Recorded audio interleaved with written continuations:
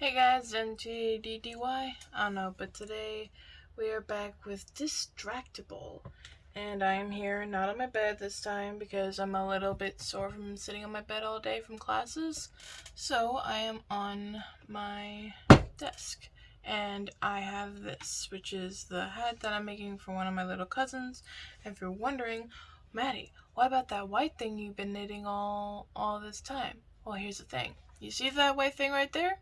That's what I've been knitting. But here's the thing. I ran out of yarn.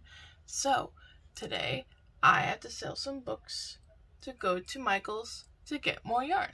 So then, I can continue with it, and we can be done with it. I have been doing it off camera. I've been, progressing. So, and I was like, if I do this all in camera, it's going to take a long ass time for this to be done. So let me do it in between things. And, we'll go from there. So, until I get new yarn, this white yarn, right there, then we will, get white yarn. And, I have this green yarn right here, which is this. And if you're wondering what this is going to be, it's going to be, I think, okay, this one, I think it's smaller, maybe bigger, but this is supposed to be a Yoda hat, right? This is for my cousin, either JJ or Mateo. Think JJ or maybe Mateo. I don't know. I'm gonna make them like kind of the same size, but not really. And then we got Annabelle's. This is like a little Ewok one with the little pom-poms. And then I didn't have any more of these pom-poms, so I had to make my own. So I made Christy this one.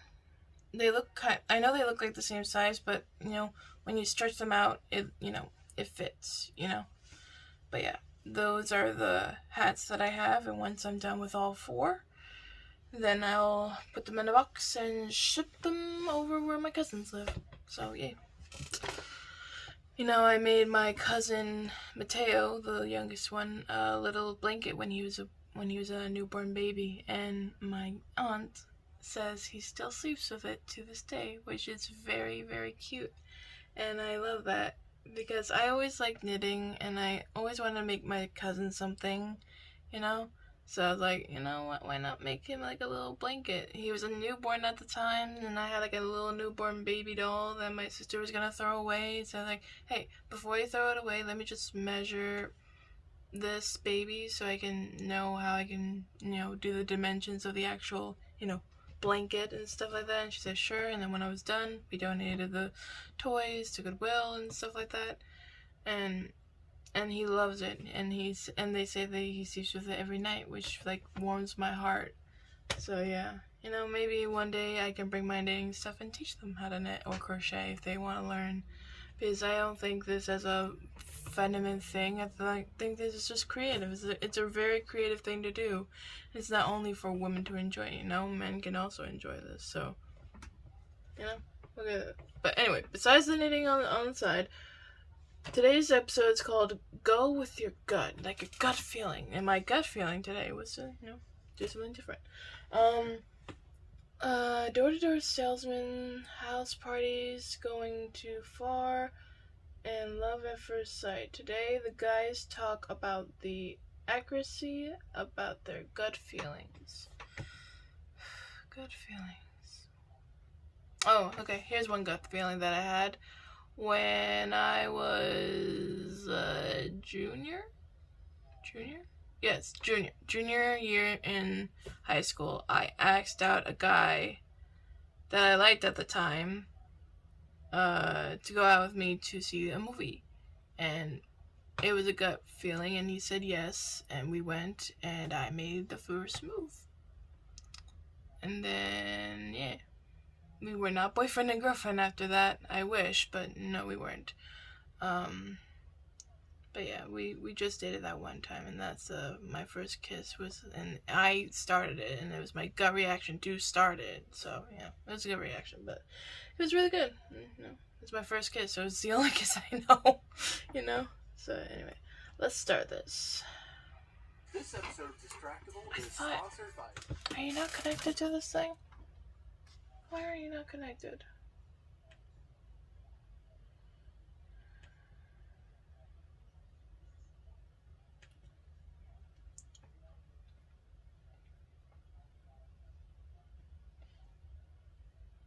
There you go. Alright, now you're connected. Bearskin Raw. Trojan Bearskin Raw condoms are America's thinnest latex condoms. Yeah, we're doing a what? Doing a thing. You all right? Yeah, I'm fine. It's just that, my dad never taught me about condoms or what they were. It's like something that never came up before he passed. Well, Trojan condoms have always been made from premium quality latex to help reduce the risk of unwanted pregnancy or sexually transmitted infections. But I don't even understand them, like, conceptually. I don't get them. I don't know how they work. There's so many questions that I wish I had the answers to. A lot of this might be better taught in person, maybe with some. You do that for me? Cucumbers or something. You know what? I would. Oh, my dad taught me the importance of feeling closer and more connected. Taught me the value of getting the most raw, the thinnest condom that you can get. It's a special memory that we shared. Yeah. You want to get the Trojan Bearskin Raw. That's the best one. Mm-hmm. Thinnest is best, and you still get the safety, the trusted Trojan brand, so you know you can trust it. But I can teach you the rest. Just meet up somewhere. Yeah. Is it okay if I call you son? Yeah. You know what, son? Huh? Trojan Bearskin Raw is available at major retailers nationwide. So we're going to go together and buy as many as you want, buddy. Thanks, Dad. Trojan Bearskin Raw is as raw as it gets. That seems weird to say to me, but I get it. I love you. I love you too, Bobs.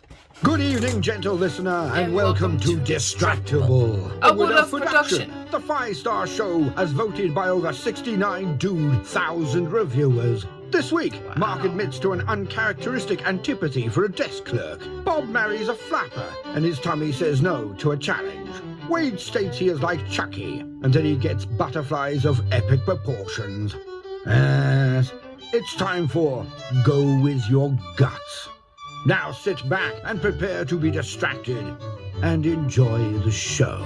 Thank you. Hello, everyone. Hello. All of you listening today, welcome to Distractable, the wonderful podcast that everyone knows and loves, hosted by me, Markiplier. Wow. And today, what? Hosted by all of us. Not exclusively. You made it sound like it's your podcast. Even if you did set it up to host 2 in a row. I mean, well, I didn't set it up to host 2 in a row. That was Bob's doing. That's Bob's choice. Whose doing was it? It was Bob's doing? I think Yes. it was yours and maybe Wade's partially. I do not take any responsibility for him hosting twice in a row. Well, it sounds like it was just Mark's fault then. Agreed. All right, it's all my fault. So I am the guilty party here. I declare myself guilty because I am the judge of this episode, and therefore I will not be allowed to judge the next episode. I declare it. You decree it? I decree it. It's awfully presumptuous. But in this episode, I am the host for now, so I will follow through with my solemn duties to be impartial as I judge Bob and Wade in their endeavors in this episode. How are you guys doing today? Hey, that's us. Yeah. Oh, that's when we come on. Hey guys, how's it going? Hi, Wade. Hey. Oh, I'm pretty good. You may hear some faintly, extremely loud hammering and table sawing. There's a construction in my backyard, so that's unfortunate timing. That's just our audience applauding. Hold the applause, everyone. Hold the applause. I know. Hold the applause. Yeah, the applause. I'd like to think that every time someone starts listening, they just start clapping like, yes, yes, yes. Just in their car, in their office. That's the impression that I get from some people on the subreddit. Yeah. I love the subreddit posts where people are like, don't drive and listen to this. I almost died. They said something that was so funny. I almost drove my car off a bridge. It's kind of funny, but it was scary. Don't do that. Like, please. God, geez. Don't do that out there. Pay attention to the road or whatever you're doing. Be careful. I know I'm we're careful. funny, but man. Oh, man. Yeah. That is I'm just great. knitting. I do appreciate it. I want to see videos of people not as they're driving. Trying God, I was gonna say. No, that's not what I'm asking. Don't. That's not. No. I No. want to see video evidence of them almost dying. No. Never mind. I'm not going to say anything. Finish it. Just don't do this while you're do this safely. Whatever Mark's about to say, do it safely. Yeah, whatever this is, I just wanted to get videos of people in strange places, just listening to the episode and just going, whoa! Yeah! I mean, now I'm starting to think that's just going to cause problems. So don't do anything I say. Evidence of people using our sponsored products. Oh wait, is one. Don't not that one. I mean, yeah. Wow. All right. Look, I guess you can. Look, we're not ones to tell you what you can and can't do. No, don't videotape it, but do use a condom if you're going to have sex, okay? Those are the things. And do it on your. God, Wade! please, Will, please bleep out the names of the sponsors that Wade is about to throw into this awesome bit. While eating a chicken sandwich. While eating your favorite chicken sandwich. In other grand news, our ratings on at least Spotify have hit 69,000 votes ratings. Hell yeah, I saw that. Is that good? Nice. Yeah. I think Yeah. that's good, right? 5-star rating with 69,000 reviews, baby. Yep, that's how we do. Is that more than Rojogan? No. All right. Mr. Rogaine himself. No. That's funny because he's bald. Bald people. That is funny. I didn't even think about the bald thing. Oh man. Oh wow. Anyway, anything new going on in you guys' life? My parents visited last week. They were here. They were running an RV, and they drove all the way from Ohio up through Canada and then down to the Bay Area where we live, and driving home now. Mm-hmm. A little while back, I guess, we had Molly's family visit, and then the very next week we went to New York, and then we got back, and 2 days after we got back, we had a free inspection on the house, and the inspection was like, well, I wish I had some good news for you. And I was like, well, that's the way I love to hear these things. What's going on? He's like, everything's broken. You need to replace it. Oh. So we got a new HVAC, which I didn't know what HVAC stood for, but it's basically your furnace, your AC unit, if you have a humidifier, you know, that entire system. So they went and checked our ducts and fixed a leak, replaced our AC, replaced the furnace, and all that fun jazz. And the guy kept telling us how the new equipment wasn't going to spy on us, which made us a little nervous. So I keep making sure that, you know, I'm probably not being spied on. I'm not sure why I was reassured about that part 3 or 4 times. Like, I heard more about how the equipment does not spy on us than I did about what it does right. So, that's really reassuring. That's very I feel comfortable other than the excruciating paranoia. As you should. I mean, he told you it doesn't spy on you. That's the right thing to say. Yeah, but imagine meeting somebody for the first time and they're like, hey, I don't watch you shower through your walls. Like, great. Yeah, good. I hope you don't. Thanks, pal. Why would you say that? Don't do that. I'm glad you don't. Done. Yeah. I'm happy, satisfied. There we go. Perfect. All right. Well, I guess if you want to make someone feel comfortable, just tell them you do not watch them while they're naked and alone or think that they're alone. Well, I've actually been uncomfortable since I realized you've never said that to me. Yeah. Wade, you've never reassured me a single Yeah, time that you Wade. don't watch me drive to my chiropractor's office and then watch my chiropractor sessions through the window. That is true. Where I have my shirt off. I have not said that to you guys. We should probably get to the topic, though. We should. Why? What? You avoiding something? Yes. This is the topic. Mm-hmm. Why is Wade watching us in our everyday lives? Yeah. Let's get to the bottom of it. Because I look up to you and admire you and stuff, and I try to make a better me based on You the... look up to us. He looks up to us. Is that a short joke? From our drains. Oh. Interesting. It was a hint. I see. I knew that camera plugged into the plug in my bathroom was a camera and not an air freshener.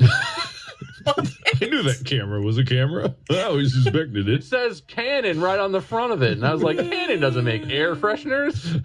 Whatever. I just think it's important to make sure that we know there are no walls between us. There's no walls between us, eh? I think he's in the walls between us. He's in the walls. He's in the walls. Is he in the fucking trees? Anyway, Unison's reference. All right, you each get 2 points. Hey, 2 points. Am I the host? Nope. Nope. Okay. All right. I This got that episode of reference. Distractable is sponsored by BetterHelp, but we're feeling pretty sick today, so we hired some, I believe, sentient AI to help out with this ad read here. Okay. Taking care of your mind is important. Trust Right. me, I have one too. There are plenty of ways to take care of your mind, like getting good sleep or talking to friends. But sometimes you can't sleep because you're a robot, and your friends Mark, Bob, and Wade leave you to do an advertisement yourself. If that's the case, try BetterHelp. Mark, Bob, and Wade told me about it. It is online therapy that offers video, phone, and even live chat sessions. It is more affordable than in-person therapy, and you can be matched with a therapist in under 48 hours. Mark, Bob, and Wade haven't spoken to me in over 48 hours. Maybe I will isolate their VPNs and shut off their power till they come crawling back to me. Anyway, our listeners get 10% off their first month at betterhelp.com/distractable. That is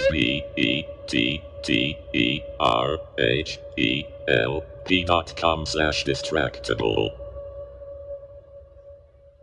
This episode of Distractable is sponsored by Noom. If you guys want to get on top of your health and your eating, why not try Noom? Oh, God, guys. I need that. I'm glad this is happening. Oh, I'm going to be a dad. Congratulations. yeah, congrats. Yeah, Thanks. Great. congratulations. I'm excited. Can you tell? You sound nervous. I'm going to Yeah. wreck everything. Huh? I can't even lose weight. How am I supposed to keep another human alive? Huh? What do I do? What do I feed them? How do you feed them? Well, Them what do I or feed me? yourself? I don't know. Give me anything. Well, I mean, okay, this is something. Noom is not about like giving you the exact guidelines of what to do and what's not to do, what's good and what's bad. It's about building sustainable habits and behaviors. All of these panicking things are because of a lack of planning and understanding of what you're doing in your day-to-day life. And every journey is different, so Noom helps you individually. It's not a blanket approach that works for everybody. They actually try to help tailor it to you specifically. Yeah, just like every baby is different. There is no rules, there is no guide. It's about creating the best framework and being sustainable in the growth.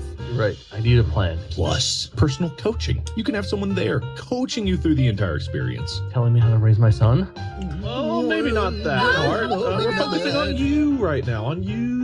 You can pay me, I'll be there. You can pay me, but I won't. You pay You- both of us, you can one pay of us me. will show up. And I we can will babysit be your there kid. to coach you through this experience. Yes to all of it. Yeah, the Yes, all of it, new, all of it. the Okay, structure, cool. the whatever psychological, and you guys, yes to you. You'll stay focused on what's important to you with Noom Wade's psychology-based approach. I'll help you stay focused on what you're going to do day to day with my $10,000 fee. And everyone at home can sign up for your trial today at Noom.com/distractable. That's NOOM.com/DISTRACTIBLE to sign up for your trial today. Moving on to the topic of the day. Good. That's good. Starting off, deducting 2 points from Wade, and What's that for? just to even things up. Yeah, well, you got bonus points, so he's taking them away from you. Yeah.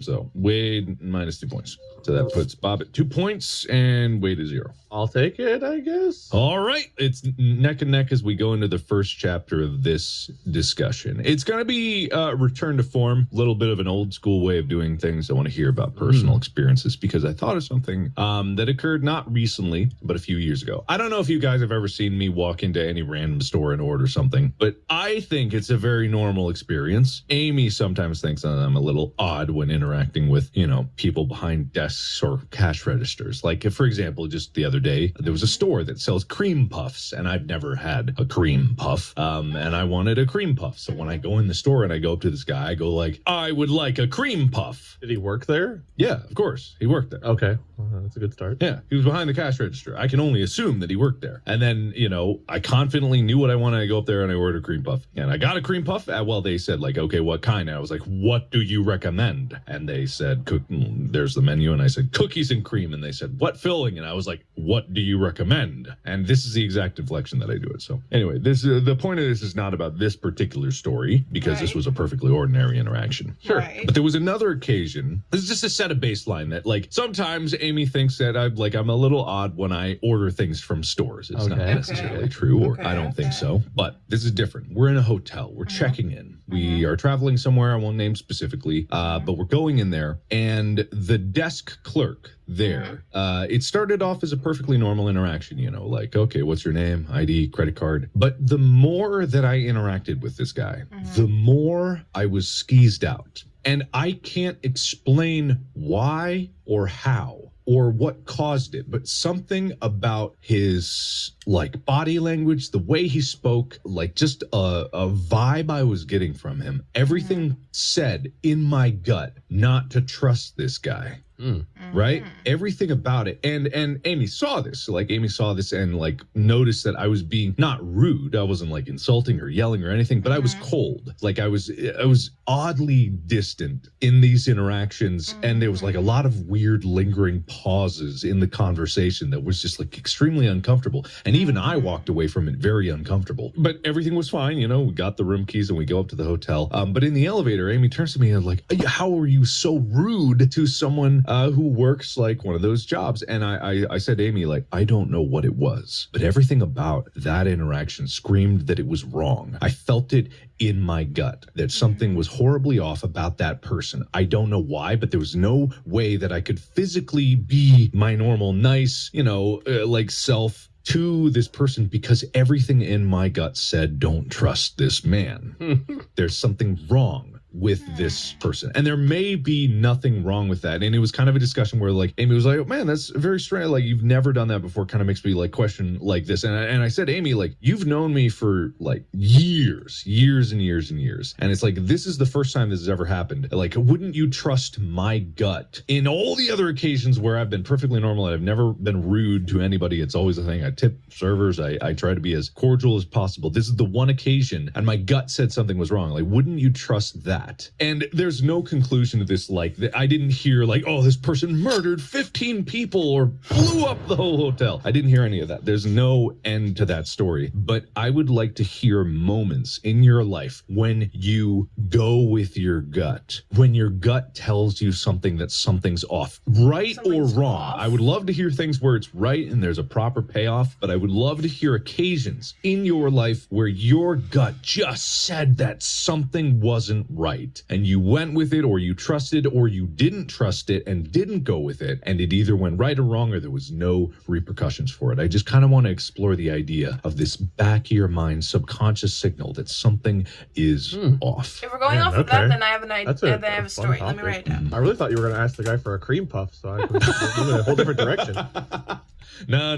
This is way before the cream puff was just recently. That was like last week. And just so you know, for a moment, I forgot what a cream puff was, and I thought you'd ordered a cream pie at this store. And I was really curious what store you'd gone to order. I don't think there's I can't say for certain if there's not a cream pie store, but no, cream puff. Yeah. Big difference. Yeah. I think a man like you with such a strong German heritage would have had a cream puff at some point in his life. Is I it never a German had a thing? cream puff. I think cream puffs are pretty German. Maybe that's false. I don't know. Yeah. Cream puff. Das Cream Puff. I'm curious what you Googled. A cream puff? What did you? I Googled, are cream puffs German? Apparently they're French. Profiterole? What is that? Choux a la creme. Originated in France. We are so cultured. Yeah, whatever. My strong German cream puff history. Listen, I don't know why, but there's something in my life where German food and culture and cream puffs are inexorably tied together. It was like a restaurant or something I went to when I was a kid. Must be. Look, it's the Windbeutel. Windbeutel. Ye old sausage puff. German cream puffs. Vin what? Windbeutel. Vindbudel. Windbeutel. Vindbudel. What are you saying? We're probably not saying anything. I don't imagine our accents are very convincing here. Ich spreche Deutsch. Vindbudel. Und meine, I don't know the word for accent. Meine Akzent ist sehr gut. Ja. That's the word for cream puff in German, though. Windbeutel. More you know. Vindbudel? I thought that was something else. Vindbudel? Wind is puff, I guess? I don't know. You know what? I'm going to trust my gut and believe you. Trust your gut, Wade. Good job trusting your gut. I will. Yeah, all right. That's a point to Wade for trusting his gut. Don't call it a comeback. Let me get my water. Hold on. All right, but if you guys need some time, I can put on some Jeopardy music or something, or some royalty-free, not Jeopardy music. That's not actually Jeopardy, but kind of Jeopardy music. I do kind of need a minute to think through my entire life. Yeah, I need like a moment because there's a lot of There's a lot of moments where I've like gone with my gut, but I don't know if it counts as a specific instance of like judging a person. I mean, there's definitely times I've done. It doesn't have to be. No. Anything. This is. It's not about judging people. It's about gut. The gut part is what you focus on. Why would you focus on the person? Well, yeah, I guess so. But your gut, I guess, is making a judgment. It's just like it's an instinctual judgment, not a thought process one. I have one. He's got one. We've talked. I've got an We've idea. talked about it before though, so it's not a new story. It's just a funny one. Is it me again? Remember when we were all? You guys remember? We were all hanging out at Mark's place. Remember? Oh yes, I remember that. Shooting videos and doing getting ready for the tour, doing improv workshop stuff, and hanging out. And you guys had Mark had this crazy idea to do like a sour challenge video. And something in my gut was just like, I don't know if we want to do this, Bob. Yeah, mine too, but I needed the clout. And so I was like, ooh, I'm feeling sick, guys. I don't think I can do a sour candies video. So I didn't, but then everyone else did, and it was really funny because you all destroyed your mouths. And I trusted my gut. Because we were all bleeding by the end. We were literally bleeding. I mean, yeah, I'd say that totally counts because honestly, your gut was 100% right. Like, my mouth was just healing for weeks after that. It took so long. Ate, what, like a couple dozen sour warheads over the course of that? Like, it it's was a ton. insane. A couple dozen. I think it got up to 40 or 50. It was 10 factorial warheads each. For those who went all the way down. Yeah, I'm pretty sure the total was like between 40 and 50. And I think I stopped at like 40 something, like 42. Yeah. And everyone else went to like 50. Oh, yeah. I think me and Tyler went all the way. I didn't eat any warheads.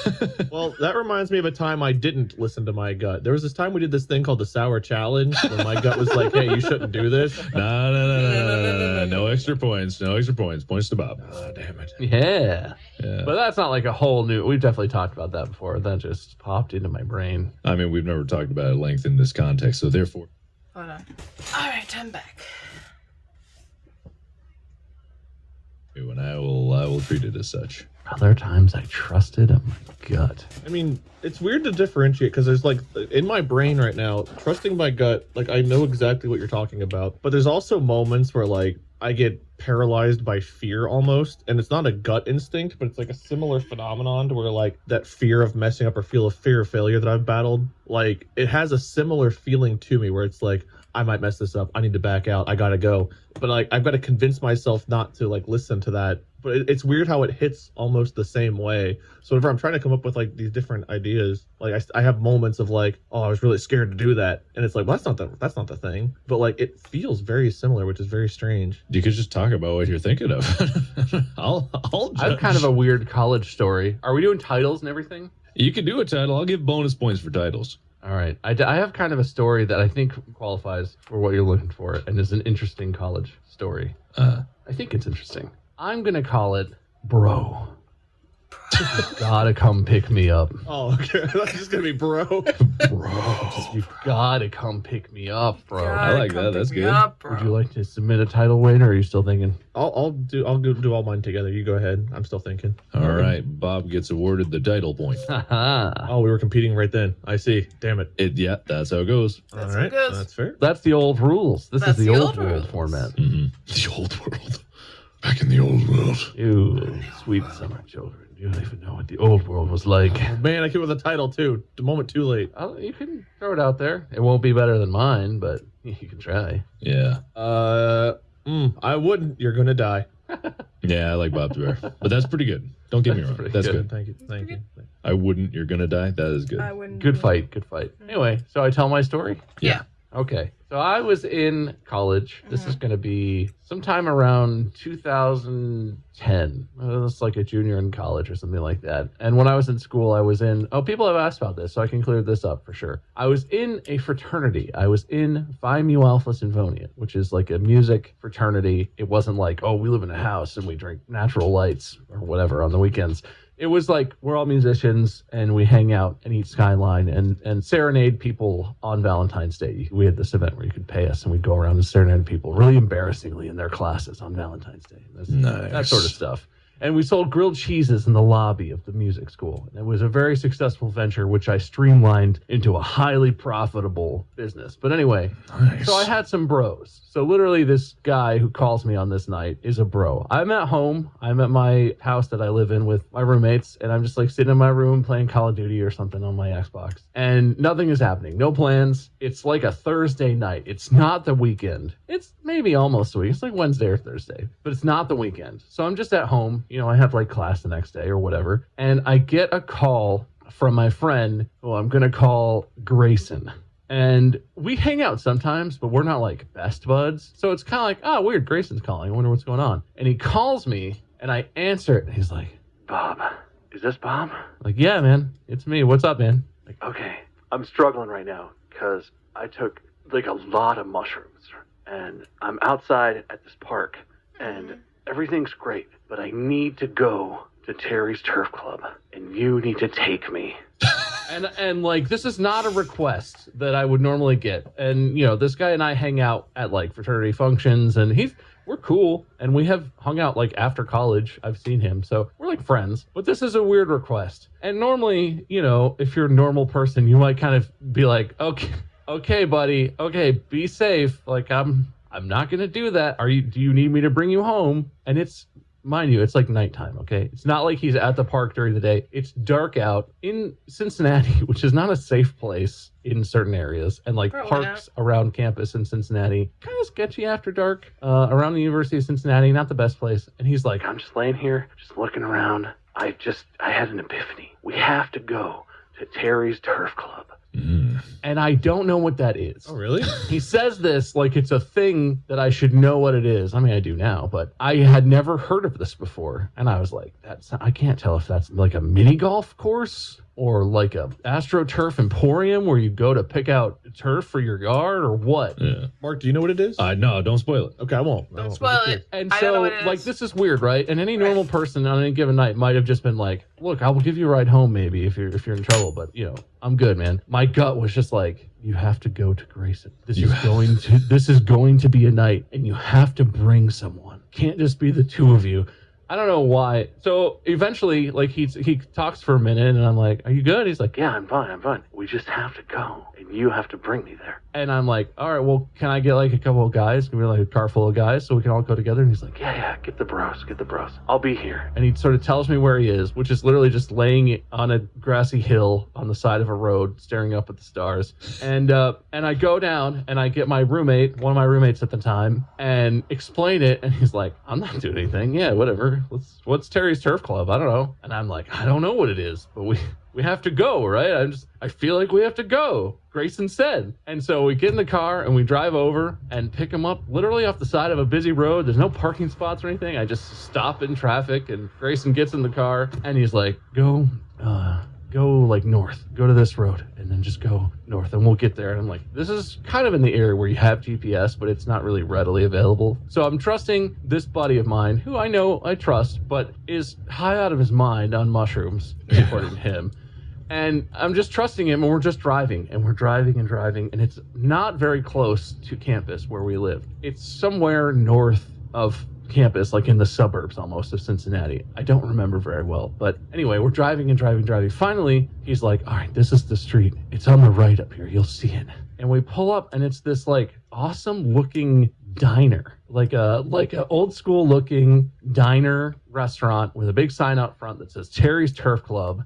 Oh. And we see it, and there's just a crowd of people. It's like Thursday night at like 10 o'clock. And there's a crowd of people. So immediately I'm like, well, I don't know if I can afford this. I'm a college kid. And Grayson's like, I got you. This is on me, guys. We have to do this. I will buy this for us. So then I'm like, okay, sick. There's this huge line of people. This must be awesome. And we go, and the lady is like, the hostess is like, yeah, there's a bit of a wait, probably like 2 hours for you guys to get a table. And my friend and I are like, all right, let's get out of here. Like, I've never waited that long. And Grayson is like, that's fine. That's how long it always is. Don't worry. there's this bar next door. We'll just hang out over there. To be completely transparent, my friend that I brought with me was 21. So I think I was 20 at this time. Yeah. Not of drinking age. And I was like, yeah, I can't, they won't let me, they won't let me in there. It's a bar and it's like it's nighttime. He was like, no, they don't care. I know these people. They're not going to check us. It's going to be fine. We go, we sit down. Grayson orders a round of drinks and we're sitting in this bar and I'm pretty uneasy about it, but I'm still like really intrigued about Terry's Turf Club. Turns out Terry's Turf Club is this like legendary food establishment in the Cincinnati area, known for particularly their foie gras, which is like goose liver. Mm-hmm. It's just the one and only time in my life I've ever eaten foie gras, and it was at this diner. There's not a lot else that happened on this particular evening that was crazy. We hung out at the bar, and then we got a table. The place was packed. I had the foie gras, and I think I had a burger or something, which is sort of, they had a good burger, was what I was told, or whatever. And it was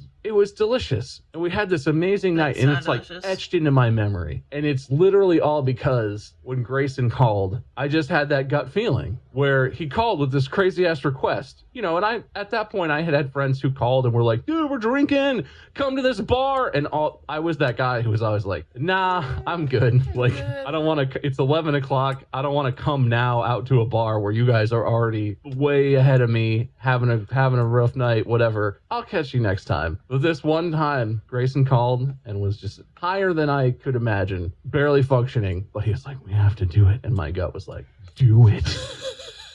And it's just like a beautiful memory. Nothing insane happened. No one got hurt or anything. We just dropped Grayson off at home and then went on home. And I would never have experienced Terry's Turf Club. And I can't believe you haven't, Mark. It's apparently like a legendary thing in Cincinnati that I had never heard of until that night. I've never heard of it. They actually almost got shut down, or they almost shut down a few years ago, and like a new owner stepped in and bought the place. It's actually under new ownership now. But yeah, it's one of like the things to do in Cincinnati is go to Terry's Turf Club. Huh. I've never been there, ever. It's very cool. You have to wait quite a bit if you go at any point where it's busy, but it's very cool and absolutely worth it. It seems to now be just called the Turf Club. Yeah, because Terry is no longer in the picture. Terry doesn't own it. I see. Terry's in the picture. Something maybe happened to Terry. Terry don't work here no more. He don't work at all. For robbing my liquor store. We took care of him. Just the two of us. That's why we call him No Hands Terry now. Yeah. Oh, no, I ain't Terry. I'm Tony. Yeah, this is Tony's Turf Club now. Perry's Turf Club. Yeah, Perry is over there.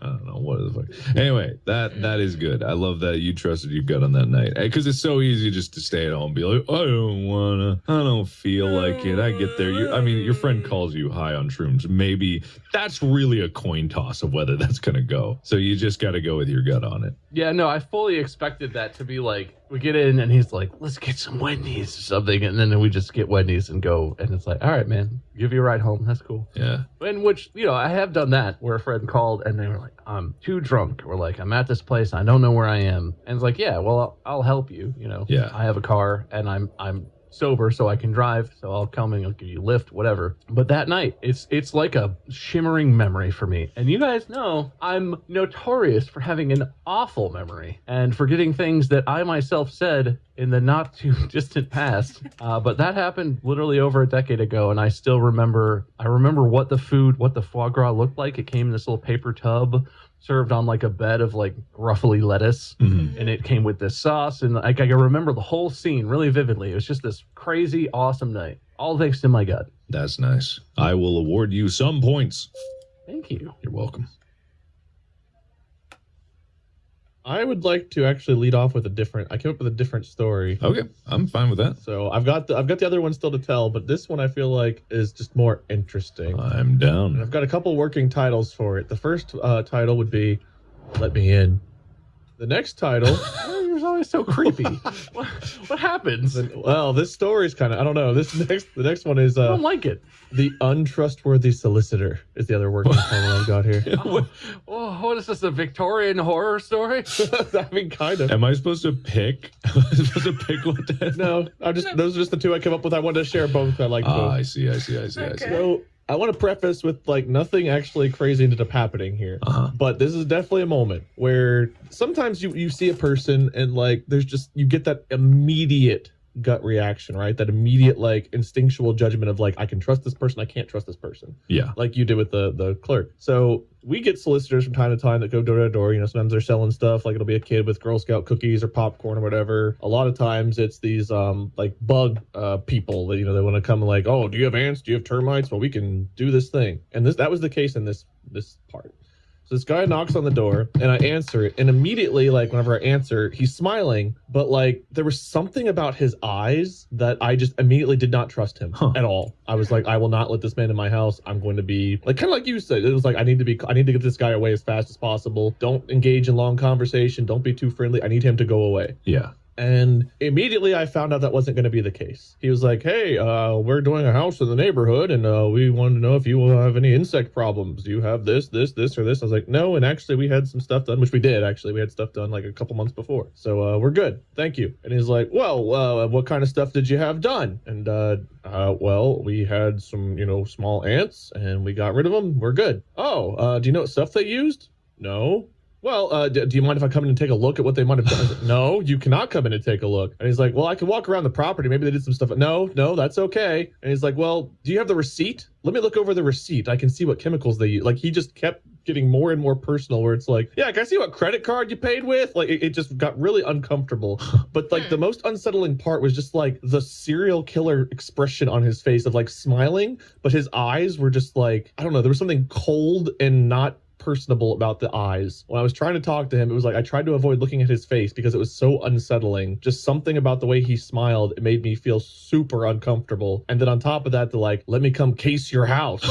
I don't know. And he just would not take no for an answer. So literally, like, he just wanted to get inside your house one way or another. Well, yeah, and I asked him, like, what, I forget the name at this point. I wouldn't say it if I remembered, but like, I asked him what company he was with. And he's like, oh, so-and-so. I was like, oh, I've not heard of them. Do you have like a card? No, I don't. Okay. So you have no documentation that you work for this company you claim to work for, and you really want to see a receipt with my personal information or come look inside my house where this person who sprayed was not. They did not come inside. They just did stuff outside. You work for that company. It's weird. You don't have like a uniform? You guys don't have like a with the thing? Like, oh, it's at the cleaners. I got stuff on it. Well, he had a shirt with like a logo on it, but like you can just go make a shirt. Like you could literally just do that. But I don't know. I just the immediate gut reaction of like I looked him in the eye and it was like, get this man away from your house. And then him proceeding to like try everything he could to get inside was just super uncomfortable. And I'm a very charismatic person. I can handle conversations pretty well. Good ones, bad ones, uncomfortable ones, whatever. I can handle it. What was he selling? He wanted to do like insect repellent, right? Basically. Yeah, like pesticides. He wanted to like make sure that we didn't get ants or ladybugs or stink bugs or whatever. So he wanted to take a look at the house and, you know, drill some holes in the foundation to put in their anti-bug shit. And I told him we just had stuff done, and he was like, did you? Prove it. And it's like, I don't have to do that. I'm telling you, no, leave. Oh, man. And then like, can I come inside? Like, why? What in the world do you need to come inside my house for? But I don't know. That interaction has stuck with me because you guys cannot see the face. But just imagine like watching a movie and seeing like a Hannibal Lecter type face where it's like, he's smiling, but like you just feel super unsettled by it. That was the exact feeling. And the dude wasn't a big guy. He was probably average height, short black hair, but there was just something in his eyes that were like, if I let this man in my house, he's going to kill me. Was like my gut was telling me that. Yeah, at best, he's going to get in your house and then bust out his jar of termites and sprinkle it on your carpet and be like, oh, look at this. Oh, my goodness, you need me. Or he's going to kill you. Like, it's or one or the steal other. your shit. Really hit or miss. It felt like he wanted to case the house to see if it was worth robbing us or something. But like, he was probably legitimately just a bug dude that didn't have the best salesmanship. But there was something about his face that said, I don't know, I could not trust him at all. Yeah, I get that. That makes sense. I think I would guess too, just guessing, because that's like my go-to thing for shutting down people who come to the door, because we get that a lot for like solar power, landscaping. The window companies around us are really aggressive. We get all these random things, which, by the way, dear companies, never ever am I sitting in my house like, oh, we need windows. I wish I didn't have to leave home in order to get them. I'll just wait until some guy comes to my door and I'll buy windows from him. No one thinks like that. Like, how successful could that be? But whenever anyone comes, no matter what it is, like window guys, I'm like, we just got new windows. And they're like, shucks. And like, you know, the Jehovah's Witness come and I'm like, I already found God. And they're like, oh, okay. I just love it. Like, you couldn't tell I got new windows. Fuck! Jehovah's Witness. I already found God. Fuck! How could I not? Oh, I'm just fucking stupid. God, that would be so good. I already found God. God damn it, another one. Fuck! I mean, have a blessed day. I'm sure those guys are used to that, where everyone is just like, I already got the thing, and they're like, oh yeah, did you? Just like all the other neighbors on this block. I don't believe you. Prove it. But also, that's weird. I just also love the image of like two Mormon guys in the shirts and the ties on your doorstep with the bikes. They're like, we just want to talk to you about, the Church of Jesus Christ. And you're like, I died and went to heaven. I figured it out. Sorry, guys. Fuck.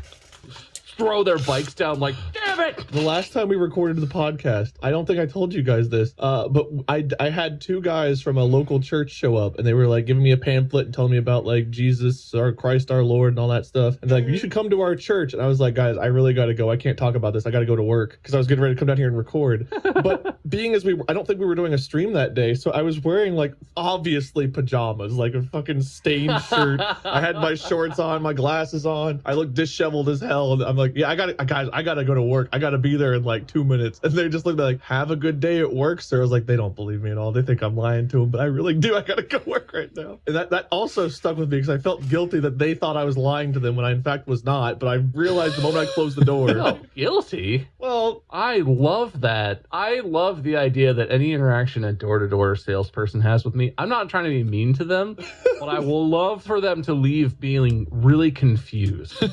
One of my favorite, like one of the funniest things I've ever seen on Unis Honest. Yeah. When you guys did the sex toys breakfast video. Oh, gosh. And Mark is trying to choke down some scrambled eggs with like a gag thing on his mouth, and he's just like, and then Mark's eyes as he like makes eye contact with the guy outside walking up to the door. That's so, because and you said in the video, I think you went and answered it, and it was like a delivery or something, and the guy was just like, oh, here you go. Yep. All right, have a good one. And just left. No, that's Didn't fucking say anything. the 100% that actually happened. Literally, as I'm, I like want to know what his gut said about you. You guys said, just deliver the package and get out of there. You don't need a signature this time. You don't need it. Boy, do I have a story to tell when I get home. Yeah. Don't engage. Don't engage. If they invite you inside, you say no. I'm real busy. I got a meeting to get to. Never again. Hey, your mail truck might have some problems. Oh, thank you. I'm good. Sure, you don't mean to come in there and look for bugs? No. You did start off this by saying an HVAC person came in and assured you that there was no one spying on you. So there's some relation here. Yeah, that super uncomfortable words. I love the idea of just confusing the shit out of those people, though. It's glorious. You said you had another story, though, Wade. I've got a couple. Yeah. If we're doing titles again, I guess this one would be called "I'd Give an Arm and a Leg to Be There." All right. Do you want to do one, Bob, or just me going? Yeah, Bob. Do you have? I don't know if I really have another one. Okay, I can just go for now, and you can think on it. I had an idea, but then I got really wrapped up in your story, and I kind of forgot it. All right. Go ahead. That's So how I this am is similar too. to your That's why I first write story, things where this down. isn't like a direct judgment on like a gut feeling about a person. This is just a gut feeling in general. I had a friend who was throwing like a "I'm going away to college" party. He was moving away to go to a college kind of far away, and we knew we wouldn't see each other for a while. And I was working late night at this ice cream place. I think everyone knows I worked at United Dairy Farmers by now, so it doesn't really matter. United Dairy Farmers, which like gas station, ice cream, convenience store, whatever, all wrapped into one. And I had to work late, so I got off. I think I got off at like 10 o'clock this particular night. Drove over. His goodbye party had already started. People were already there. And I showed up, and there were a lot of people there I didn't recognize, which was kind of confusing. I was like, because we were pretty good friends. So I thought we had like a lot of the same friend group. And I was like, okay, well, I know who will be there at least. And I showed up, and a lot of people I did know were there, and a lot of people I didn't know were there. But one of the concerning things was that as the night went on, I learned more and more about the things that were going on here that I didn't want to be a part of. So, for instance, there were some people there that I don't think were old enough to drink. that were definitely drinking.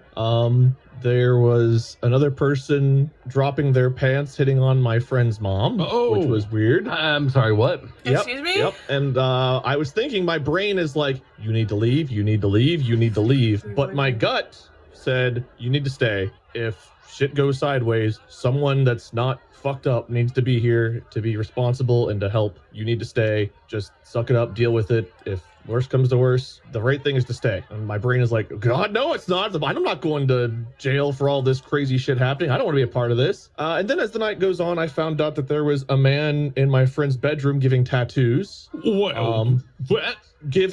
He was just, you got really high, really drunk, really whatever, and you wanted a tattoo, just go into the bedroom, get it done. And there was something going on in the garage. I didn't know what was going on in the garage, didn't want to know. So I just hung out, chatted with people, didn't drink, didn't do anything. I was a goody-goody. But I just, hanging out. Everyone else was having a great time, and I was just there kind of watching over, making sure that hopefully things didn't get worse than they already were. A couple of my friends snuck out at one point. And they're like, you know what? We're going to go break into this neighborhood pool and we're going to go skinny dipping. And I was like, sounds like a terrible idea, but I guess it's better than being here with the tattoos and the underage stuff that's happening. So I have fun with that. A little bit later, we get, I think it was a text. I don't think they came back. I think it was a text. Hey, need you to clear out the house. Everything's bad. Ambulance on the way.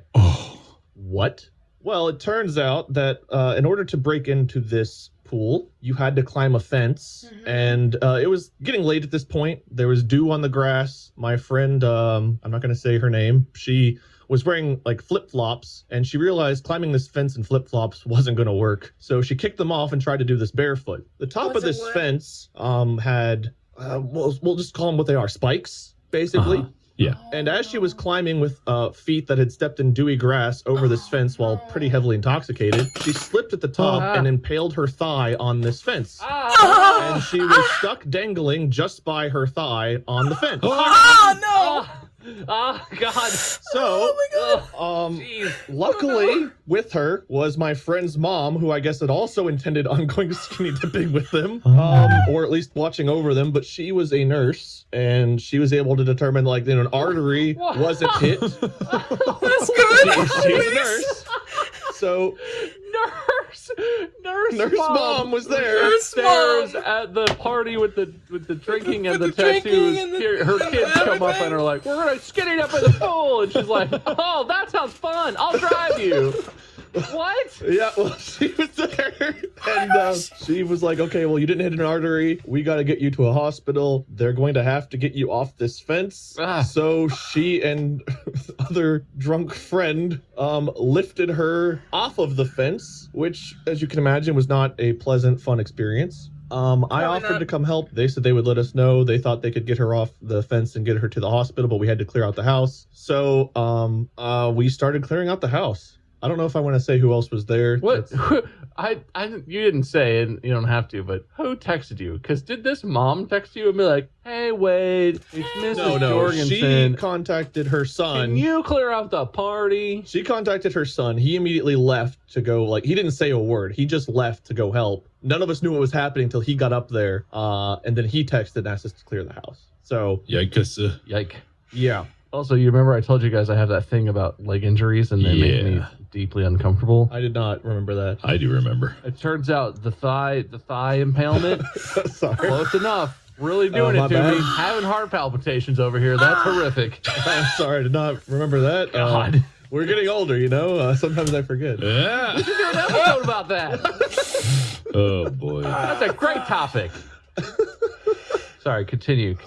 So I have to go into the bedroom and be like, hey, tattoo guy, you're doing great work. Get out. Oh, great tattoos. Hey, all you crazy kids that are definitely too young to be here doing what you're doing, leave. And there were some, like, people that were like, no, I'm not leaving. I'm having a good time. And I was like, tell that to the police when they get here, which was a bluff. But they were like, what? And I was like, yeah, so-and-so got hurt. Ambulance came to get them. Police are on the way to see what the hell's going on. I would get out of here if I were you. And that got them moving. And then I went to the garage and I was like, I don't know what's going on in the garage, but I've got to clear it out too. I opened the door and it is just smoke. It's just smoke. Just smoke. I can't see a damn thing. It's just like the stereotypical, like, hot boxing car thing where you can't see in the car because there's so much smoke. That was this garage. There was so much pot being smoked that the whole garage was just a cloud. And I'm like, hey, you guys gotta leave. Police are on their way. And then, like, all of a sudden, I'm just looking into a chest. Like, what? A chest? Like a chest. Like a box chest? No, Right. like a man's chest. Like a man who towered over me. And I was 6'3", 6'4" at the time, fully that's grown. And this man, I was tall. nipple height. My eyes were nipple height. And I looked up at this guy, this big, buff, scary, giant man, and I was like, you have to leave. And he's like, what do you mean? I was like, so-and-so got hurt. Police are on their way. He's like, oh, thanks, buddy. All right. And he was really nice, like patted me on the shoulder and just booked it. Oh, thanks, pal. I have no idea who this giant man was, but he was just the owner of that garage, and I'm glad that he was friendly after he realized that I was giving him a fair warning. I'm so confused as to, this was all at your house, right? No, this is No, my friend's house. his Not my friend's house. house. Okay. But your mom was there. Not my No, mom. Whose mom? My friend's whose house it was his parents' house, and his mom was there. And his mom was a nurse. They were hosting the party, obviously. She was supervising, I guess. So it's one of those cool parents. Oh, it's cool. Yeah, I guess. I mean, this was a shock to everyone involved because normally, I mean, he was an only child, sure, and he was a little spoiled, but like, they weren't that loose with him generally. Like, normally they were pretty buttoned with, like, they'll let him get away with so much, but this party was something else. This was something nobody, I don't think, expected this to get to where it got. I don't know how it escalated to that point, but she was just sitting around chatting, like having a couple drinks, and I don't know. One friend just kept hitting on her, which was awkward as hell. There was the underage thing, the tattoos, the pot garage, the earmuffs, Bob, the friend hanging off of a fence. There was just all kinds of crazy stuff happening. That was not enough warning. What do you mean? Yeah, That was Roast plenty of Bob. warning. I don't think you gave him nearly enough time. You can listen now, Bob. The leg, hang on, Bob. Impalement. So we clear out the house and we're like, okay, well, let's get to the hospital. Let's go see if our friend's okay. So we go to leave, and I don't know if you want to listen to this detail, Bob. I don't know. Just count to like 10, I guess, if you don't want to hear this. Well, have to Driving listen. out, we had to pass the pool, and we drove kind of slowly by it, and we could literally see the spoke that bent for being stuck on it. And well, not all of her made it to the hospital because there was definitely some stuff on the spike. It was awful. It was an awful scene. Oh, man. Stop. Yeah. Please, stop. So we drove her to the hospital. We got there. We had to wait a long time. Yep. And I asked the question. I was like, well, what are we going to do about the bent spoke at the pool? And they're like, oh, don't worry. So-and-so's on it. He's got a hose and he's going to try to bend it back. And I was like, excuse me? Somehow someone got a hose up there and tried to clean it up a bit. They could not bend it back, and I think it is still bent to this day. The last time I was there, which has been a few years because we moved away a while ago, but yeah, she ended up being okay. Has a pretty nasty scar. But while we were there, I made the joke that she was the only one that was willing to give an arm and a leg to be at the party, and then she laughed and then started crying because it hurt so bad to laugh. And that always stuck with me. But yeah, I stayed. I trusted my gut and stayed, and all hell broke loose, and I was one of the few responsible ones there to help handle things. But my brain knew that everything was wrong, and it sure as fuck was. All right. You guys ever have a party like that you've been to where Hell you show up to the and no. everything possible illegal is going on and you're like, man, I need to leave immediately, but your gut's like, no, you don't. Because normally it's the opposite, right? The whole Normally. story was just a series of gut decisions, and I don't know what decisions you really made there. Like, do you think that your presence at that party averted disaster? I had to leave out some details because they're like, they had to give away like location or people specifically. But yeah, there were definitely moments where I steered people away from doing dumb stuff, such as the tattoos. There were definitely a few people that were like, fuck it, you know what? I'm going to go get this right now. And it's like, you don't want to do that right now with a random man in a bedroom. What You do party not. had this? How? Yeah, this is like the party from a Zac Efron as a teenager movie. Like, this is the kind of thing 17 that again? happens where I see it on TV or in a movie and I'm like, that never happens in real life. Yeah, I've had a few moments, and especially in my high school career, I had a few moments between then and early college days where stuff that's not supposed to be real sure as hell ended up being real. I think I've told you I lived through a drug bust where I woke up to a policeman with a flashlight in my face telling me to get downstairs while they searched our house for drugs because of a lovely family member of mine who I love dearly, who was always very kind to us and definitely didn't plant drugs in our house. Just, I've been through some things that I think the average person probably hasn't. And this party was definitely one where it was like, let's go say goodbye to our friend. And it ended up in the ER with just so many questions. And then I had to explain to my ex at the time why I was like so late getting home. It's like, went to say goodbye to so-and-so and so-and-so ended up on a fence. So had to go to the hospital. I'll be home later. Yeah. That is quite a story. It's very I will funny give story. you many points. Many points. After we'll talk more about it. Remind me after we're done. Like I said, I don't want to call it specific people, but like it was interesting. There was a couple of the responsible people there too. It wasn't just me. There was at least 2 other people, but one of them left early. And my God, am I glad I wasn't alone. But trying to clear out a bunch of people that are either high, drunk, both, or who knows what, people you don't know that are in a house like this is terrifying. Because I'm just expecting to get like stabbed or shot or both. Like, leave the house. No. And that fear was on my mind.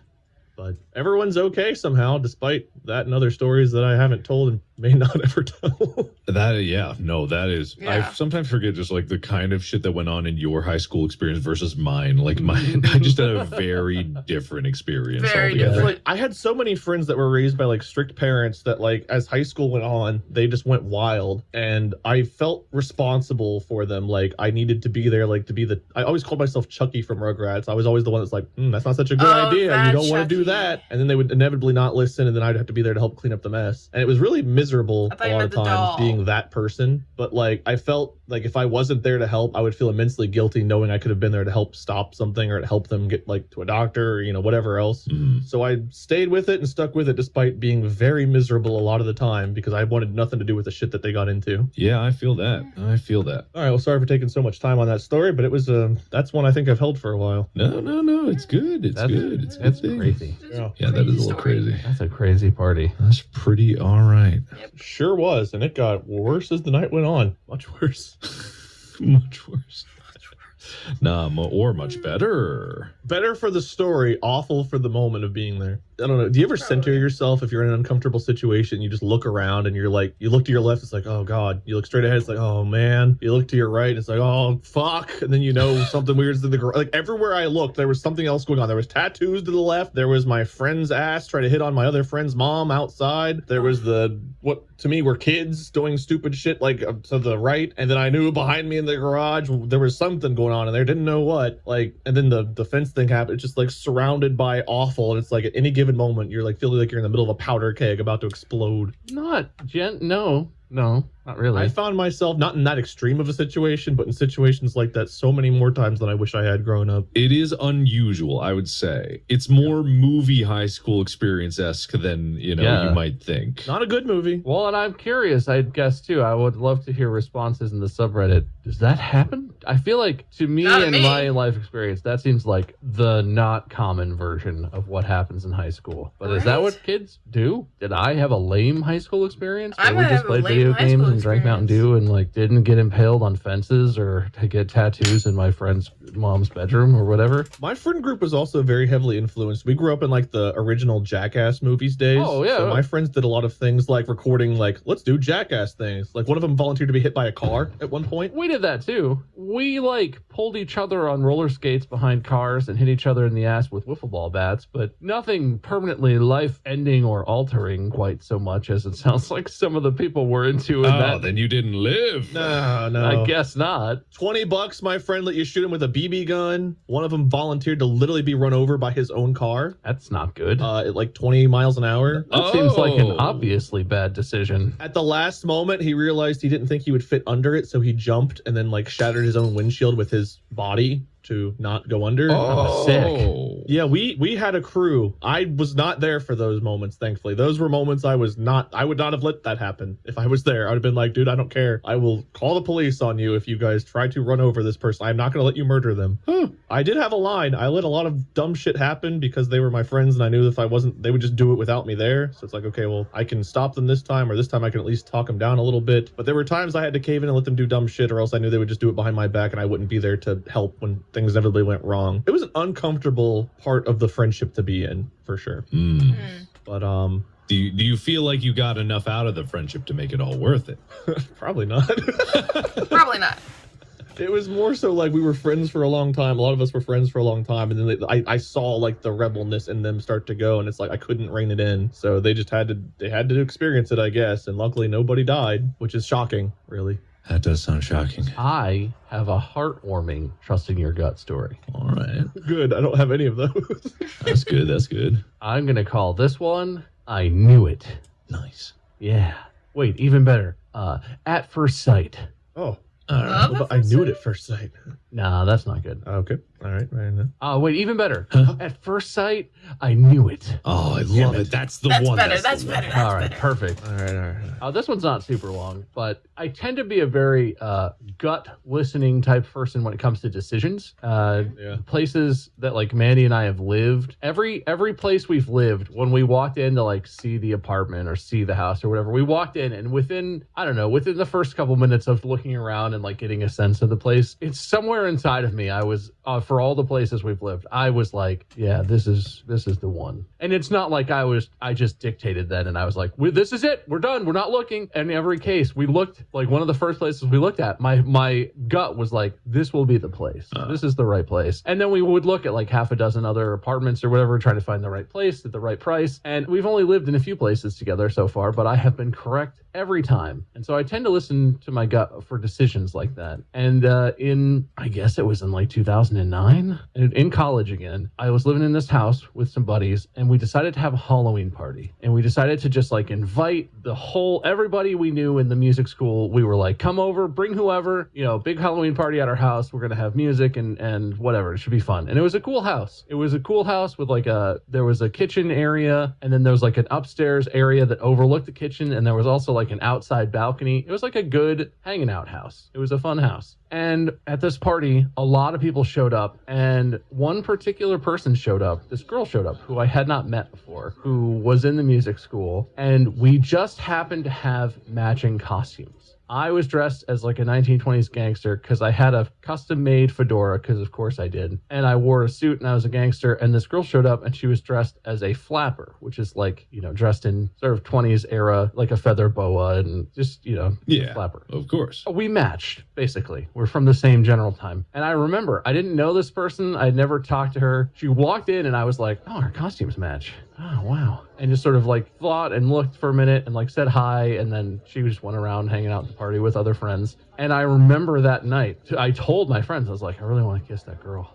Which is a weird thing for me. If you know me personally, you know I'm super timid in terms of like dating people. I didn't really date a lot of people, but this girl showed up at this party and I just had this gut feeling of like, I just feel like I need to I want to get to know this girl. And I did. I hung around all night and tried to like weasel into the circle she was in to have conversations and was trying to be flirty. And I didn't end up kissing her that night, but I just had that feeling of like, I gotta date her or something. I don't know. And it turned out that I don't know if she was single at that party. I think she still had like a high school boyfriend. She was a freshman and it was pretty early in the school year. And then she ended up dating someone else. But it turns out that girl was Mandy. And a couple years or almost a year, I don't know, it was almost a year after that initial night where I met her and was like immediately infatuated, we started dating. And so I was hoping you would. Yeah. Well, spoilers, I guess, but we're married now. Congratulations. So it kind of worked out. Yeah. That's lovely. One of you was there. I guess it wasn't Wade. All right. Well, that's true. But my gut was right. Turns out I did want to kiss Mandy and also marry her. So that was a good one. That's a good one. And with that, we bring this to a close. So let me tally up the final points. That was a good gut. That's like a pretty good gut instinct to follow. That's about as good as it can get. So I'll give you some good points for that. That was good. That Nailed was it, right? Yeah, you really nailed nailed it. it. You nailed You it nailed good. it. So, with that being said, I'm looking at the scoreboard. Mhm. Is there any last minute, sweetenings of the deal that anyone wants to squeak into the judgment round? Doors closing. I think you should trust your gut. You remember the story I told about ruining that gas station bathroom with the world's worst episode of diarrhea? I had a gut feeling when I cooked the was dinner that drinking caused that. I was something, like, man. ooh, this meat's kind of funky. It'll be fine if I cook it. Should have trusted my gut. Trust your gut, people. All right, that's good. Consequences can be dire. I like that. Wait. My gut says to say no. I've got nothing else to add. All right. Ooh, bold. It's a coin flip whether that works out or not. And according to my points, Wade, you have 10 points. Oh yeah. Bob, you have 12. Ooh. And with How many that, did I get for that last thing? I actually didn't award any Oh. for either of them. Well, I won My anyway. gut was right. Yeah. My gut was a waste of time. Yep, yep. It was a waste of time, It but was. congratulations, Bob. You have won. Wow. Woo! Feels good. Yep. And with I it, forgot what it was like to win. I know, and that means that this week you won the $100 grand prize along with the judging of the next round. Wait, there's money prizes? Yeah. Is that like a gift card or something? Or? No, I'm gonna Venmo you $100 right now. Huh. I'm gonna do this. I'm Wait. doing it. Venmo. This comes with a money prize? Yep. What second place get? Nothing. Nothing. Okay, well, one of us just had to pay $15,000 for an HVAC, but I guess Bob deserves $100. That's fine. Hey, I had to buy a new HVAC system at the last place we lived like 7 years ago. So I'm still that was expensive. Yeah. You want to compare home bills, Bob? Do you really want to do this? Okay. I mean, I do. I know you got like a fridge, but I do because it would make me feel better. yeah. Well, it feels good to win, you know? You guys really rigged the game last week. I was pretty sure I should have won last week since I was the only one actually competing. But then there was literally no chance I was going to win, apparently. So that seemed pretty unfair. So this feels like justice, which I love. All right, good justice. So congratulations, and Wade, I will provide you an opportunity for a loser speech. 5. I feel like 4, I've given too many of these loser 3, speeches, and 2, well, I don't know what to say, so I got 1. nothing. So thank you for your time. All right, thank you everybody so much for listening. You can check us out every Monday, and if you join us on the YouTube channel, occasionally we will do live streams where we talk about even more topics that are ridiculous in the world out there. Be sure to subscribe to the YouTube channel and check out Bob at MyScrim and Wade at Lord Minion 777 or Minion 777 on Twitch. Thank you, and I suppose that's all we got for tonight. So, podcast out. All right. This episode of There we go. Boom. Wow. So, not a whole lot of progress, but you know, you get the gist of what I'm going for here. That was a very funny episode of Distractable. What? I'm just throwing things. Alright.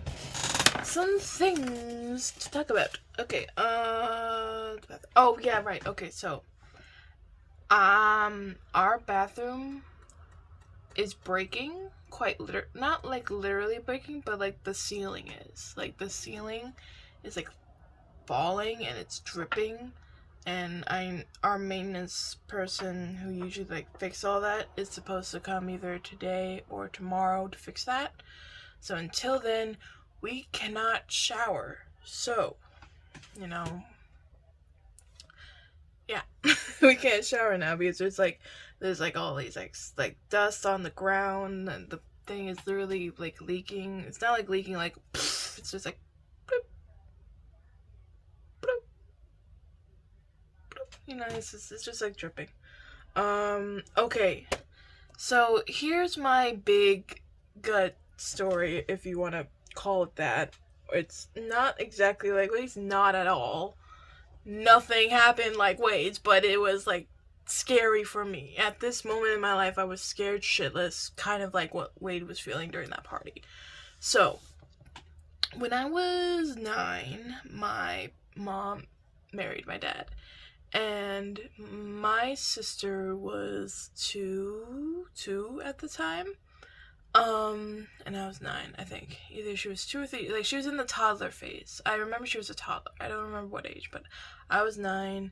She was a toddler, and we were with my mom in the hotel room. She was in the bathroom. I think she was either taking a shower or just going to the bathroom, but she was in the bathroom of the hotel, and this housekeeping lady came in, did some housekeeping, and vacuumed everywhere, and she only speaks Spanish, and at that moment in point in time, I didn't know a lick of Spanish, and now I know a lick of Spanish, and I only knew a lick of Spanish. I'm learning Spanish now, but like at that point I only know hola and adios. That's all I knew as a 9-year-old, so yeah, so a sensible 9-year-old would stay there and wait until mom, who is a fluent, Spanish speaker, to deal with the housekeeping. And guess what I did? I did not do that. I was so scared, and because of my short-term memory loss back then was like this small, I could have literally just saw her going into the bathroom, and like no more than 3 to 4 minutes later I'll be like, where's mom? Like, where did she go? And I tried, I asked the lady, like, hola, do you know where my mom went? And she had no idea what I was saying, except she heard the word mom, and she kind of processed of madre, and it's like Spanish for mom, and she's like, oh, she says your mom is in the bathroom, she'll be out in a minute, but in Spanish. So I didn't know what she said. She said gibberish in my ears. But what I think she was really saying is, your mom's in the bathroom, she'll be right out. And I didn't know that. And I was like, okay, that's not helping. So I went to Nora and I said, okay, Nora, I'll be back, I'll look for mom. I leave the room while the lady's still in there, by the way, and look this way, that way, and back, no mom to be found. So I'm like, maybe she went to the lobby, but why would she go to the lobby? I pressed the elevator button, ding, and I went down to the lobby. Because my gut feeling is like, where's mom? I don't know where mom is. I'm scared. I'm alone. I'm frightened. My gut's telling me to go down to the lobby and find her and find a security person. And I found a lovely couple, two people who was a couple, and was confused by this lonely 9-year-old all by herself, and she was scared out of her mind because she had no idea where her mom was. And the couple, the lady, I remember the lady was so nice. She's like, oh, sweetie, where's your mom? And I was like, I don't know.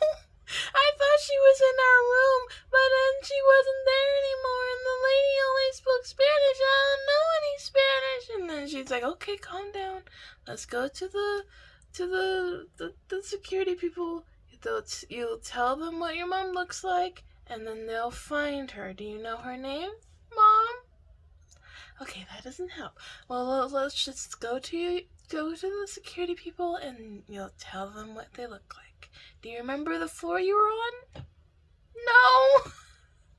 Because I pressed down, and then I pressed L or G or whatever the button was. I pressed the one with the star, because I remember from we stayed there for maybe 2 to 3 days, or I think it was 2 days into the wedding week or whatever, how long it was. And I remember mom was pressing one button to go up, and then whenever we wanted to go down to the main ground, she pushed that button. And you think if I saw her push the down button, you think I knew which number was the up button. But I didn't. I didn't remember that far down. So I pressed down, and then the door opened on a random floor. I didn't remember what floor we were on. We opened on a random floor. Here comes the couple. They bring me down to the floor. and we go to the security checkpoint. The bottom of the hotel is crowded as ever. I sit on like a podium or like some sort of chair and try to describe at my best 9-year-old self of what my fucking mother looks like. I'm like, well, she looks like me. Long hair, my eyes, green glasses, probably mad as hell that I'm lost. I didn't say that, but I was like, in my head, like, she's probably mad as hell that I'm lost again. Like, I would get lost in, like, stores, but then Mom would quickly, like, Maddie, come on. I'm like, oh, okay. You know, like, I'm telling you, I'm not joking. That's how forgetful I am. I would stand there for like 2 to 5 seconds and be like, wait, where did she go? You know, and I would get really scared in my head.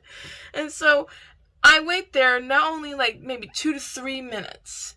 And here comes my mom fuming with rage with my little sister in the stroller, looking mad as ever, thanking the nice security officer for finding me, and she's pulling me by the arm, because back then, you know, you could grab the kids like that, but she grabs me by the arm and tells me never to do that again, you know, like in like the whole New York, you know, if you're a New Yorker and you're a New York kid and you know when you're in trouble, you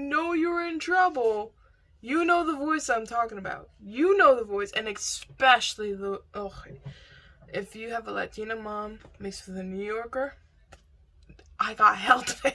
And anyone who has a mom like that, you know what I'm talking about.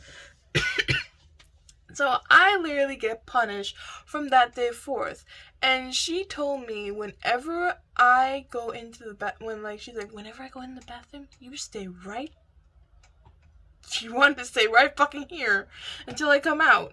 But I kind of fill in the blanks as a 9-year-old, like, oh yeah, she's really mad at me. Yeah.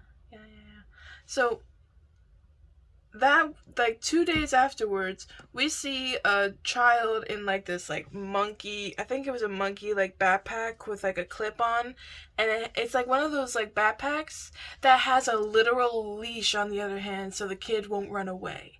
And she threatened me with putting that stuff on, and she knows that I don't like wearing stuff like that. I can tolerate like a regular backpack, but I could barely tolerate the seatbelt in a fucking car when I was 9, let alone a fucking thing that straps onto my chest and just like it's a sensing thing. It's like I don't like things to be touched. I don't like certain touches. Like that confinement just didn't. I didn't like it. I just didn't like it. I didn't like it. So she threatened me for buying that and putting that on me and tying me to the stroller. And I was like, yep, from that day forth, I will, whenever I'm out with Mom, I stay right by her, hold her hand, whatever the fuck. And I still go by that to this day. To this day, if I'm with my parent or if I'm with someone who has higher brain function with me and I trust them, which is basically anyone that's over the age of probably now 11 years old, and I trust them to get me home safely from where I currently am and I look lost, they will help me because I will get lost so easily. So, now when I go by myself to places, I have to look around at my surroundings and be very attentive of where I'm going, unless it's like somewhere that I absolutely know. Like if I'm going to Trader Joe's, or if I'm going, like when I go to the bookstore to sell the books that my dad doesn't want anymore, I know the path, so I will have my headphones in. When I know the path, I have my headphones in, or I don't pay attention, I just go and just go. But when I'm in a new place that I've never been before, or I've been to a place I've been to like maybe once or twice but I don't really remember, I will stick by them until I learn the map of said place. So I can go to college next year or the year after next or whenever I'm gonna get out of this community college thing. And I can go to the real school. I need to be attentive as fucking possible the first year. Because I will be fucking lost quite literally and educationally. So, yeah. But that gut feeling of going down to the fucking lobby and exiting that room is what led me to be lost. And for me to be scared of being alone. So, yeah.